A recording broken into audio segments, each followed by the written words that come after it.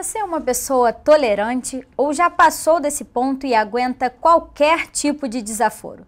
Se engolir sapos passou a ser uma rotina na sua vida, o Parlamento com Deus de hoje vai mostrar que isso pode ser prejudicial até mesmo para a sua saúde.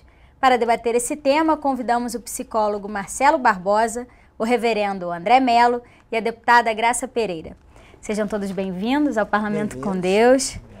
Marcelo, eu queria começar com você, já que você é psicólogo, para explicar para a gente qual é a diferença entre uma pessoa ser tolerante, ter paciência e ela ser uma engolidora de sapos que aguenta qualquer coisa. Bom, Natália, eu acredito, que a gente tem que formar o caráter dessa pessoa quando criança. Então, trabalhar a verdade quando criança e depois ela virar uma adulta, eu acho que passa um pouco por aí. Essa história da tolerância, de contar a verdade, né? Será que se eu falar alguma coisa que vai desagradar alguém, isso vai fazer mal para a minha saúde? E como eu posso buscar uma válvula de escape depois disso? Eu acredito um pouco nisso. Com Falar certeza. o que a pessoa está sentindo não significa ser grosseiro nem ser desagradável. Dar uma resposta a algo que alguém falou, né? Então, lá de criança, a gente ensina a falar a verdade.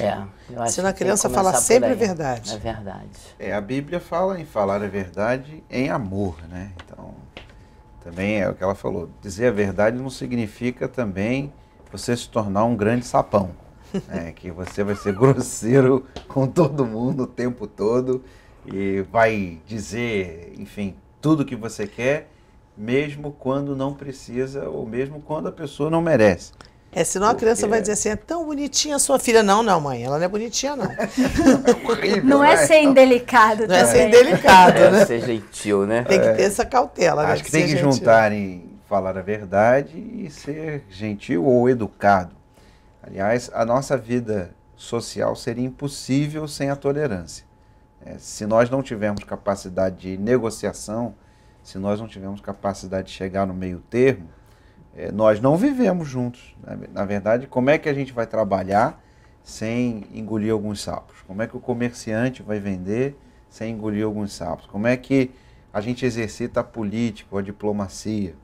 Eu acho que, na verdade, a pessoa que cede a qualquer instinto tem dificuldade de resolver problemas na sua vida.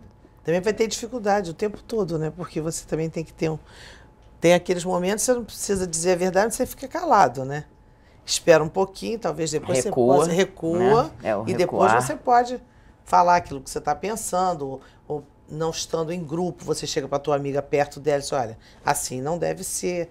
Mas você tem que ter uma diplomacia para viver na sociedade, né? Que às vezes a gente fala coisas no calor do momento, da emoção, da raiva, e aí acaba falando uma besteira que depois vai se arrepender e é desnecessário, né? E transforma essa pessoa que ouviu, num bode expiatório, talvez, né? Acaba virando uma inimigo, vítima. né? É verdade. Porque a gente até falou aqui do sapão, né? Às vezes a pessoa acha assim, ela precisa colocar tudo para fora. Então, é aquela pessoa que tem um nível mínimo de tolerância. Acho que é até uma personagem caricato, né?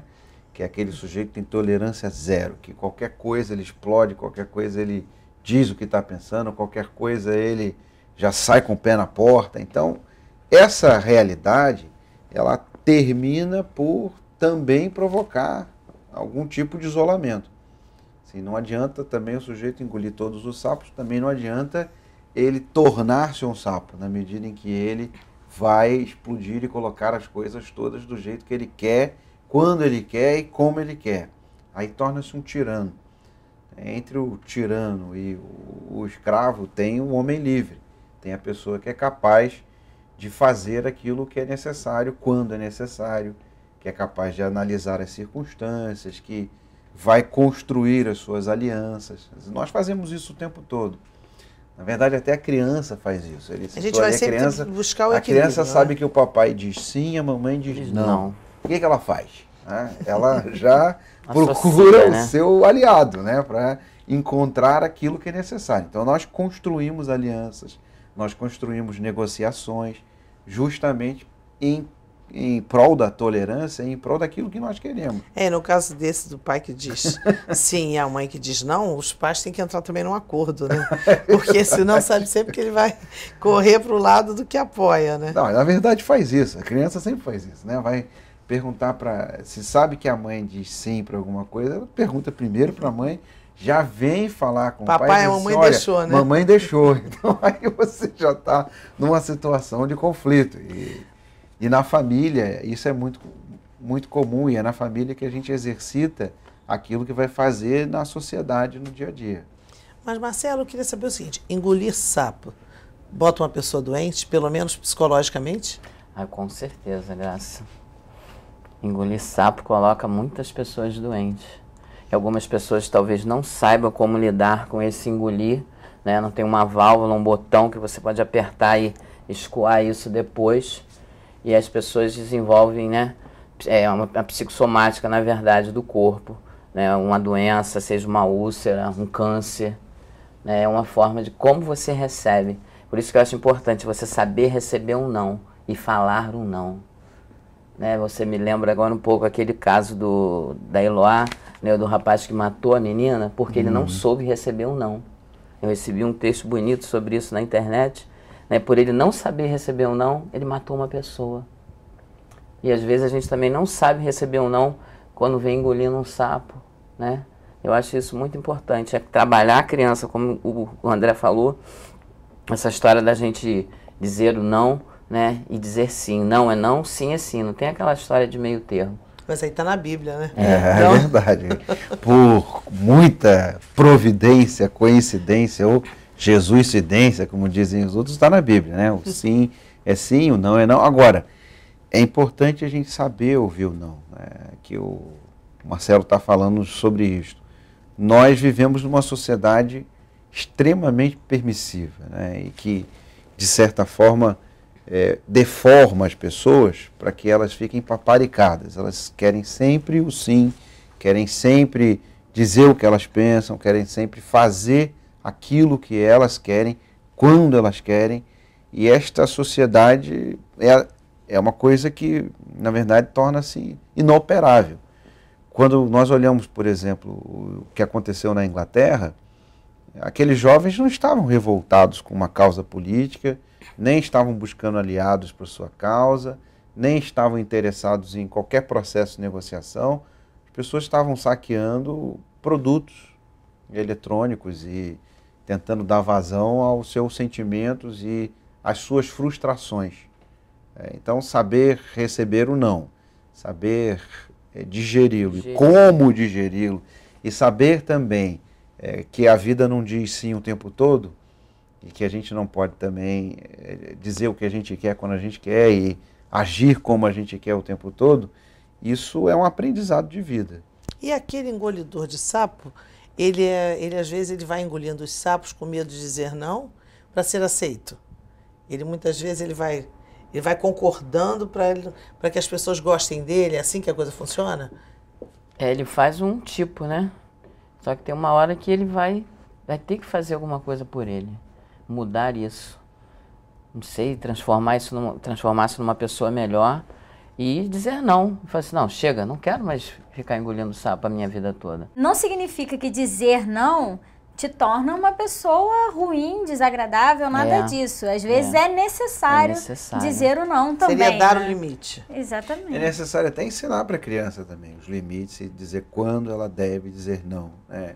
Coisas que não podem ser feitas, que não podem ser ditas, coisas que ela vai ter que aprender a dizer não também. Porque a criança também quer agradar o coleguinha, todos os coleguinhas, quer ser aceita nesse meio do mundo. Todos nós queremos ser aceitos, né? A gente ensina a dividir. A gente ensina a dividir, diz para esse, divide a bala, divide oferece o seu amigo, divide o brinquedo. E quantas vezes os amiguinhos começam a explorar essa criança e ela fica com medo de não dividir ou de não deixar que o amiguinho use o brinquedo, e ela vai ficando cada vez mais tímida, com medo de dizer não. Também todos nós queremos ser aceitos, né? Na verdade, faz parte do que o Marcelo falou aqui. Ele acabou de dizer, todos nós temos essa necessidade de aceitação. Essa necessidade está em nós. E como é que a gente lida com isso?